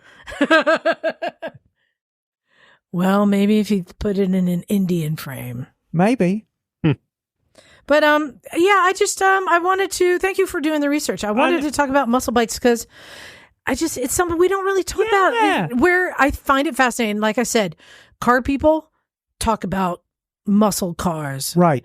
Bike people don't talk about muscle bikes. And the conclusion we came to, Bagel, it's quite a hard thing to pin down, but it almost boiled down to who the bike is appealing to. And Yeah, I concluded ultimately. that muscle bikes appeal to big, sturdy guys who sit in their undershirt and are called Brad. Is it the same guys that buy muscle cars? I feel so. Yeah. Yeah. You like to go fast in a straight line. Yeah, exactly. Would Brad buy it? I don't know. So I'd be curious to know if you own a muscle bike, email us. I want to know what the What do you love about stereotypical it? owner is like. Yeah, tell us about yourself. Who are you? Why do you have a muscle bike? Is your name Brad? Do you work out? Did we nail it? Do you go do you have- out in your undershirt? Do you work out in your garage Don't be ashamed. and smoke Camels. Camels? Yeah. No, Brad Non-filtered. doesn't smoke. Yeah, he does. He sneaks one every once in a while, so his wife. Well, you know, he's into. Yeah, I mean, he's like his wife doesn't think he yeah, smokes. exactly. Yeah. Yeah. Well, send us an email. Let us know at motorcyclesandmisfits@gmail.com. Also, shameless plug. 2 weeks left until our 600th episode. 2 weeks. Wow. Whoop, whoop. Yeah. And we are inviting our listeners to join us. That's all you got to do is go to our website, motorcyclesandmisfits.com.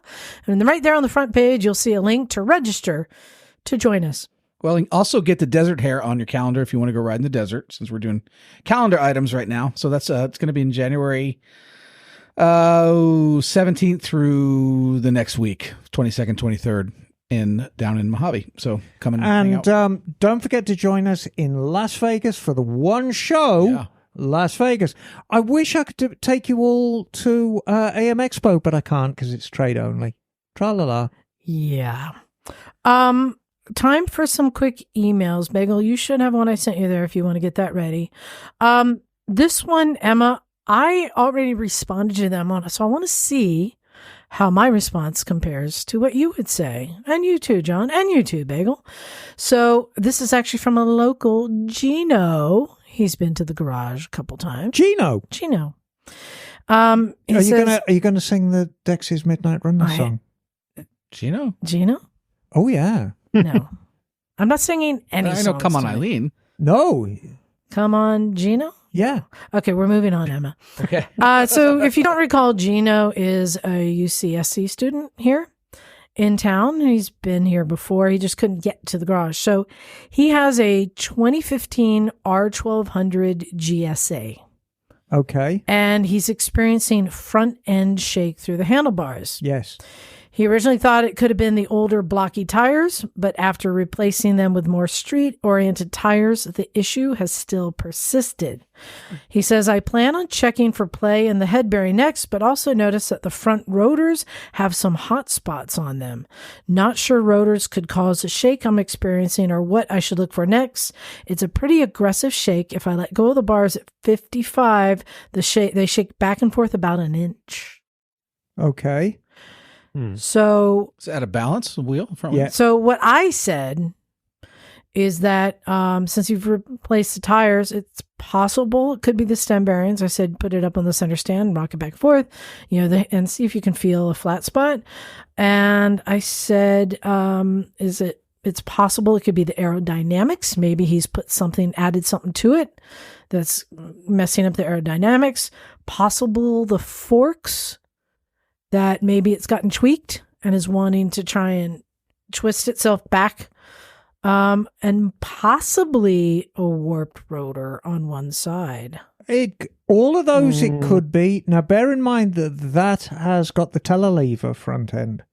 It doesn't have a normal front end on it. It's got a telelever. I'd throw in wheel bearings as well, and certainly wheel balance. On a 2015. Yeah. Well, it makes sure it was balanced since he changed the tires. Yeah, absolutely. But the thing about saying that the front rotors have hot spots on them. Well, I mean, if the wheel bearings are manky, Yeah. the whole wheel will be rocky, and you will get hot spots on your rotors. So check the wheel bearings, put it up on the center stand, so all the the wheel's on things, the front air, and grab that wheel and jerk really. it back and forth. Well, that'll also tell you if there's any play in the head also. Right, and also those telelevers have got quite an aggressive steering damper on them, and that might have just gone out. Oh, yeah. Yeah. Bagel, what you got? Well, a question. Which tires were replaced on the bike? It had some big blocks, and he said he put more street-oriented. So we replaced both tires then. I'm assuming. That's why I would start right there. Because it could be the back tire. But if you're replacing, going from... Emma just became a scratching pad for the cat. That hateful cat! If you're replacing different style, I'm guessing you're replacing both tires. Right. I'm wondering if it could be the tread pattern on those tires doesn't agree with the suspension geometry on that bike, or there could be something in the way the suspension is set up. Generally GSAs are fairly forgiving with their tires because these are the things that people ride all around the world, and they put the most ridiculous knobby tires on them. Right. Generally they are quite forgiving. Right, but I know that with the Vespa GTS, which is notorious for its head shake, the tire tread that you choose has a significant impact on that head shake, and certain tread patterns will amplify that head shake. Other tread patterns will make it less. So I wonder if there might be something like that in play as well, because this is a very different set of tires. Yeah, but it went from the big block to street tires. That seemed right. I mean, assuming that they balanced the wheels, assuming they put the correct tire pressure in. Right. That, don't you think, Emma, that kind of removes the tire as being the issue? But also assuming that they did balance it correctly too, because it could be just the balance is off. Yeah. What Emma told me one time was start from the most simplest thing and then work from there. So, Oh, you know what? absolutely, always. That is a point. What if it had a bunch of weights left exactly. on it? Or he threw a weight. That happens. Yeah. But then if True. they left those weights on, and even if you put the new tires on, Right. it could still be causing. I would start there and then look at wheel bearings and then go for steering head bearings. Yeah, I just don't think that wheel bearings on a 2015 are going to be bad yet. Depends on how beat up and off-roady it's been. Yeah. But I'm guessing he's putting street tires on. He's not riding off-road much. Yeah. Also post in forums about that bike to see if anybody else has run into that before too, because it could be that something that's a known issue with under certain conditions, or that there are certain things that wear out that cause that too. That, the owners of those bikes would know. Also, remember, a lot of people mount things to the handlebars on adventure bikes. True. That could cause the aerodynamics. Yeah, like a windshield. Start simple Yeah. and go out from there. But I'd definitely look at wheel balance. I'd definitely look at wheel bearings. Okay. I'd definitely look at steering damper. All right. John, you have one there? I do. This is from Herbie Carlos. Hey, Herbie. Great name. Hey, Misfits. Wanted to add a couple things regarding the topic of lane splitting from personal experience. In Hawaii, lane splitting is illegal, but they passed something in 2018 called shoulder surfing, which allows you to ride the shoulder when there's a lot of traffic on the roads, particularly in Honolulu. Because that's safe. The reasoning for not Hang allowing loose, bro. splitting in the lanes is the lanes are narrower in general around the islands. In Arizona, the only filtering is allowed on the streets, but not on the highways, though many riders still do it anyways, especially when warmer because it's as hot as balls and ass. Yeah, that's a place that is really necessary for motorcyclists Exactly. to be able to keep moving. It only passed a couple of years ago after numerous attempts despite the heat, but that may be related to the fact there are more Harley riders who prefer no helmet laws over lane splitting. Even with the new law, I really see anyone taking advantage. Love the show and all of you, Herbie. I'm still amazed at the kind of the pushback on lane splitting with all the statistics. Yeah, even though these are riders who don't have helmets, it's proven that the accidents are lesser It's true. in lane splitting I've had than Harley it riders- being stuck in traffic. Harley riders who wear no Right. gear and half helmets Now- told me that lane splitting is bad. Did you know that Herbie is actually a nickname? His proper name is Herbaceous. Mm-hmm. Or Um, Herb Albert. All right, Right. Bagel, you have an email Yes. there? I have an email here, Sven from Norway. He writes, I want to give my dad, a longtime rider, a motorcycle gift for Christmas. What do you guys suggest? Preferably not too expensive, but either usable or kind of cool. He's a guy in his 80s, a longtime Harley guy, and he taught me how to ride a bike last summer. Wow. And I am now in love with riding. Please give some good suggestions on what to get him. Sven from Norway. Okay, I have a couple questions first. So Yeah. his dad is in his 80s and he Yeah. just learned how to ride last year. No, his dad just taught him how to ride last year. I know. Yeah. Why didn't he teach him to ride in his 20s? I don't know. He probably didn't That's want the- to. How old is Sven now if his dad is in his 80s? Got to be 70s. So it's a late 70s. starter. Well, no, 60s. And You never know. guess so. so his dad But- is a Norwegian Harley guy in his 80s. He needs a knit Yeah. cap with a Harley logo on it. That'd be good. You know, what I would do is Norway has long, cold winters. So I would buy Dad either a construction kit if he's dexterous or like a Lego Harley Davidson, but one of the really, really posh ones, you know, for adults. And that Yeah. will keep his brain sharp because these Norwegians, they don't age like us Americans. If you're in your 80s in America, I mean, you're drooling down his shirt. These Norwegians, they're smart. You know? Don't they use They're sauna? going ice fishing. Well, they're doing ice fishing. They're eating the rotten fish. They're Naked eating saunas. the surströmmen. They're going to saunas. They're doing all the Norwegian things, and it keeps them sharp. So I think a really, really good construction kit of a motorcycle to keep the motorcycle interest going. And it'll keep his noggin sharp. It'll keep him dexterous in his hands. So when springtime comes round, you can ride the real thing. You'll enjoy it all the more. There you are.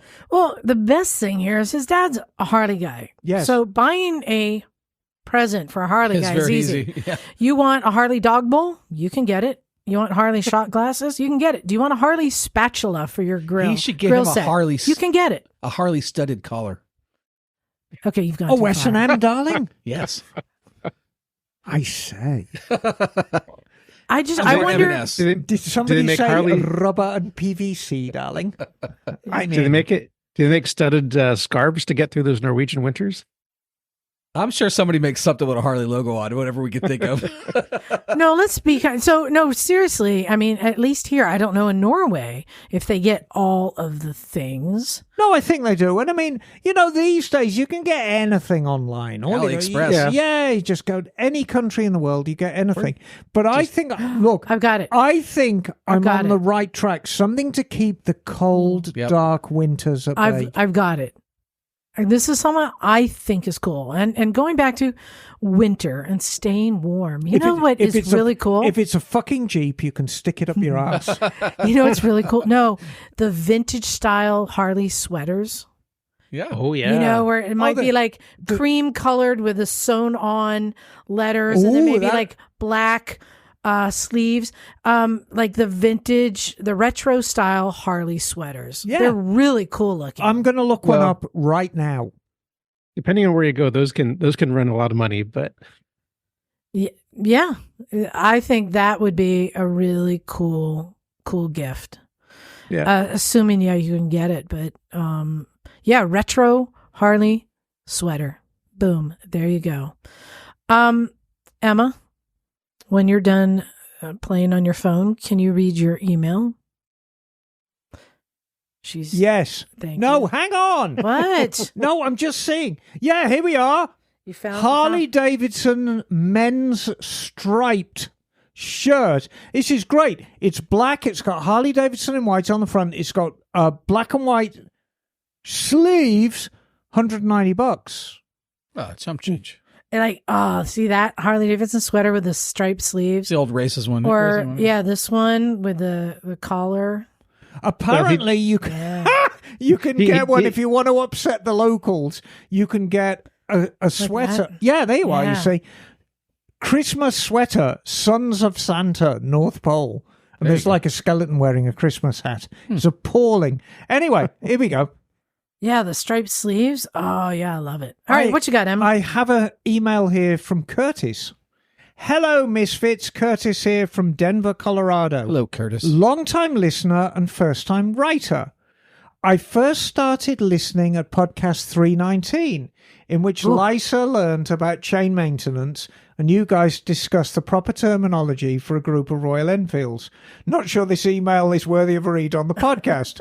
My intention of this email is to ask the Greek goddess of motorcycling, aka Miss Emma, oh, that's me, if she could possibly give me some ideas where I can find a part for a 1982 Suzuki GN125. Do you know what a 1982 GN125 is? Little cruiser. yeah, Little single we didn't really cylinder- see them here. They still make did those, we? right? Yeah, they're great. Yeah. Yeah, they're great. Well, not for the American market. Yeah. I don't think we got the 125s. I think we got little 250s. Right? Yeah. My grandfather got the Oh. bike from a friend for free as long as he came and got the piece of junk out the garage. It has a title and very minor damage and only 850 original miles. My grandfather gave me the bike for free a few years back and has since passed. Therefore, I want to get it running as a tribute to him and a lovely memory of Grandpa. The bike has been sitting since 2009. It needs a new push-button starter that seems to have a unique configuration that I cannot find anywhere. I will include a picture. Miss Emma, my love, can you possibly provide me some direction? On a side note, I took the friend to my bike Killian's house and we hot-wired it and got it running after several weekends of tinkering with the project. However, before I let you go, I would like to say the City Council of Santa Cruz ought to build a statue of Liza for all the life she has touched in the Recycle Garage and the podcast. You Hear, know, hear. I think it should be made. The statue right next to the surfer statue would be great. Yeah, no, 50 feet tall. it should. With, and with a Jeep or a motorcycle. That'd be lifelike. I think, yes, you could mold it out of poo. and have her sitting in the Jeep and then bake it and then cover it with blue glitter. It'd be fantastic. All right. Stumpy John is owed a debt of gratitude for bringing us the dulcet sounds of the podcast. Tra-la-la. Oh. How about that? Thank you. Including the occasional fart meow from the cat or Miss Emma chewing candy. Oh, I've got to stop that. There's a lot of complaints about me chewing candy. And quite rightly too. It's disgusting habit. I'm getting very fat, you know. Naked Just Jim, more of you to love. keep your pants on. We love you too. You see, the trouble is, whenever I lose weight, my boobs get smaller first before I lose anywhere else. So my boobs shrink. Well, my vote is for boobies. Well, yeah. Yeah, but your head just keeps getting bigger. I see. Moving right along. Naked Jim, keep your pants on. We love you too. The world would not be complete without Bagel's scooter sensibilities. Nothing sensible about Bagel. Nothing sensible about him at all. He's an absolute madman. And if I'm looking at him now, he has turned the colour of a cooked lobster. Why? Why do I do this to you, Bagel? I don't know. All right, Emma. You love getting a rise out of me. Yes. So I looked up on eBay because that is the go-to place for many parts on older bikes. And I looked up GN125 controls. I want to hand you my phone. For the whopping price of $38 plus $20 shipping, you can get a right-hand control. Tell me all the things wrong with this. Oh, my God. All the things wrong. Why you need to be careful shopping on eBay. Oh, dear God. This just... Yeah, so the kill switch is missing. The starter button has been replaced by a toggle switch. The grip is melted and the foam is missing from the grip.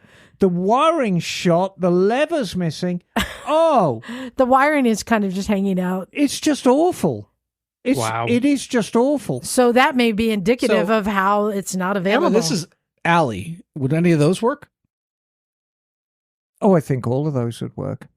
Well, hang on. I'm going to get to it anyway. Just let me... And last but not least, we cannot forget the Greek goddess of motorcycling herself. In 1,000 years from now, when they discuss motorcycles, they must mention her name, the one and only Miss Emma Darling. Oh, I like this. Can I keep this email and take it home with me? Yes, you may. Thank you. Do you need me to laminate it first? Is it going to be getting wet? From the marrow deep in my bones, I would just like to say thank you and I love you all.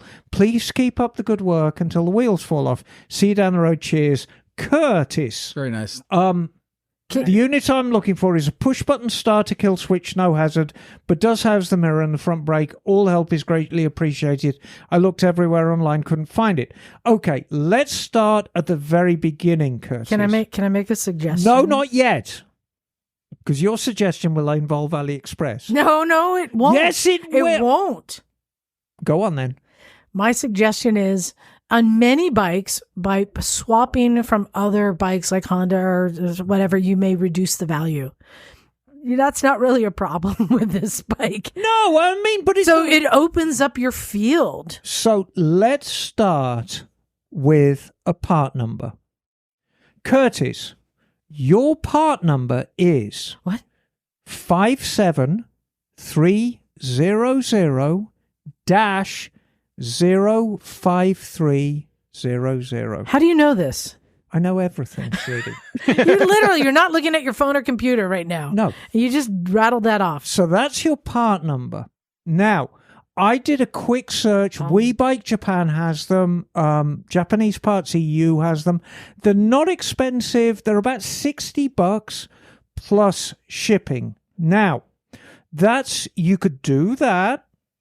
Alternatively, if you just need the push button start, all the push button start does is it does one of two things. And I haven't actually had a look at the wiring schematic for your bike.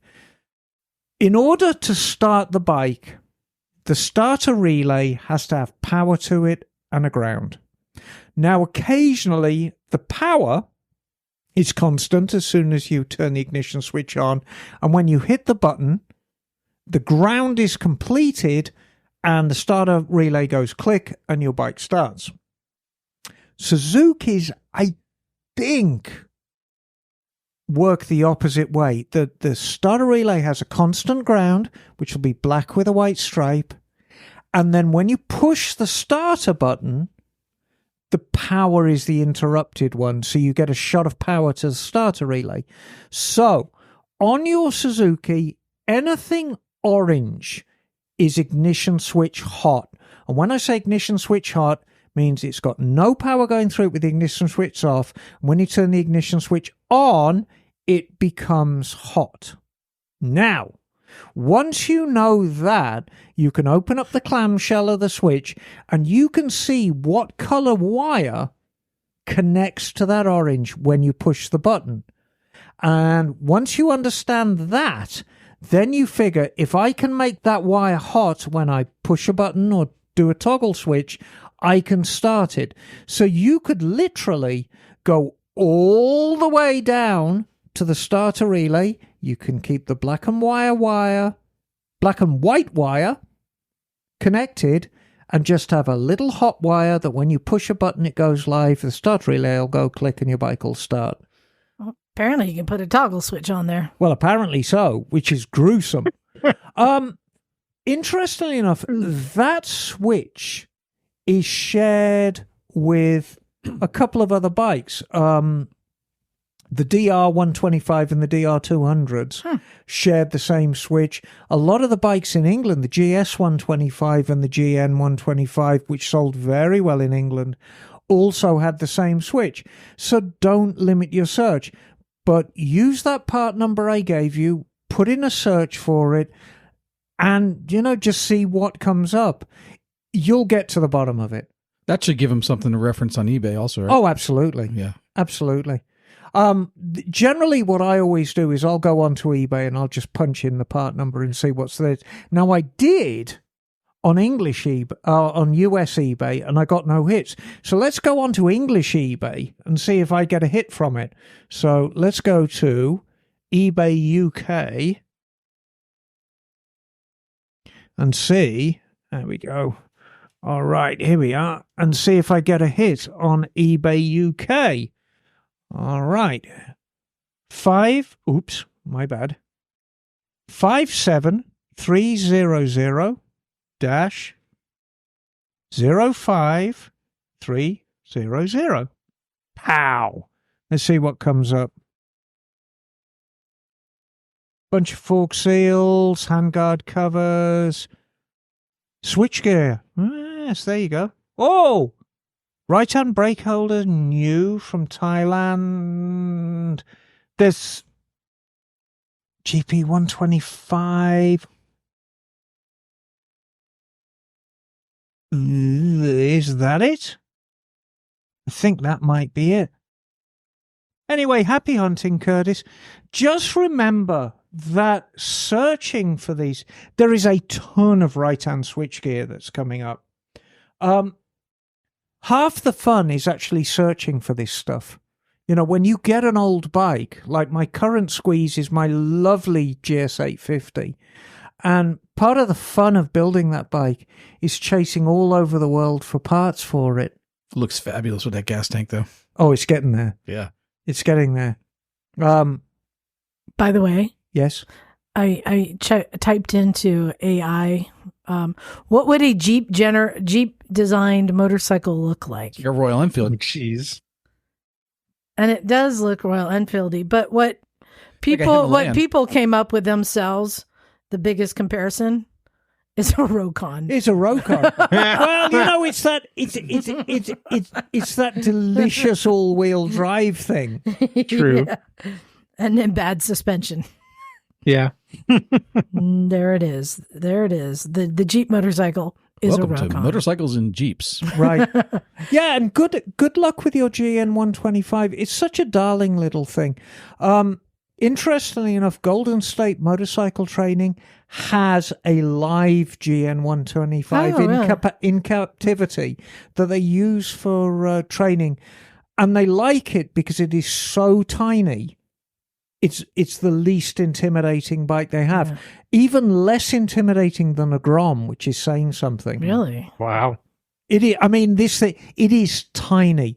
Unfortunately, it wouldn't be much help to Curtis because this is the later version with a disc front brake. Now, here's a top tip for you, Curtis. What you might be able to do is get a switch cube without the brake perch, because it's off a disc brake bike, but it'll have the button and the kill switch and the twist grip. And then you can just put a perch on for your front brake and separate the two rather than keep them complete. And it won't look at all hokey because it's so easy to get a perch with a brake lever with a mirror mount on it.